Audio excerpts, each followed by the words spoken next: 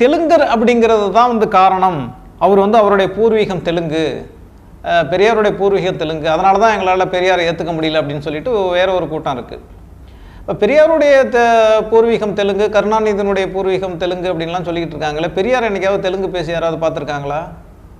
தெலுங்கு உயர்ந்ததுன்னு சொல்லி பெரியார் எங்கேயாவது பேசியிருக்காரா? அல்லது கலைஞர் கருணாநிதி எங்கேயாவது தெலுங்கு பேசியிருக்காரா? அல்லது தெலுங்கு உயர்ந்தது அப்படிங்கிற மாதிரி என்னைக்காவது பேசியிருக்காரா? அரசியலில் பார்த்தீங்கன்னா கலைஞர் கருணாநிதி அளவுக்கு தமிழில் வந்து புலமை உள்ள அரசியல்வாதி சமகாலத்தில் யாருமே கிடையாது.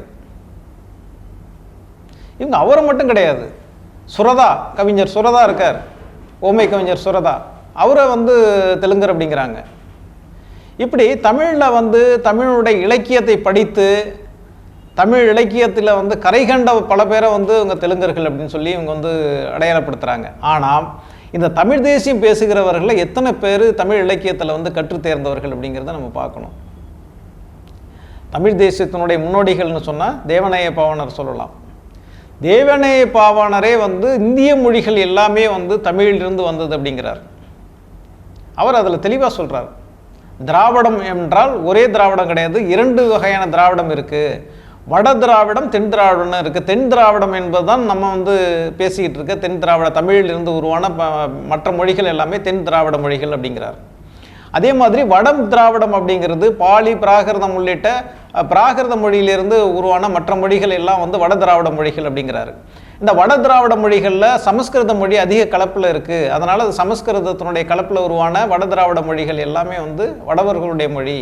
தென் திராவிட மொழிகள்னு சொல்லக்கூடிய தமிழிலிருந்து உருவான மொழிகள் எல்லாம் தமிழ் மொழிகள், தமிழினுடைய பூர்வக்குடியிலேருந்து வந்து இந்த பூர்வக்குடி மக்கள்லேருந்து வந்த மொழி அப்படிங்கிற மாதிரி தேவநேய பாவாணர் சொல்கிறார்.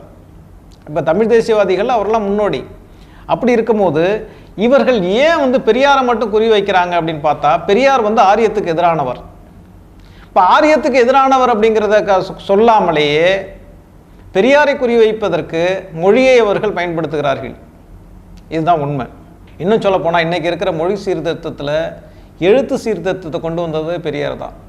பழைய எழுத்து முறைக்கு புதிய எழுத்து முறையை உருவாக்குனது வந்து பெரியார். பெரியார் எழுத்து முறையினே அதை சொல்லிக்கிட்டு இருக்கோம்.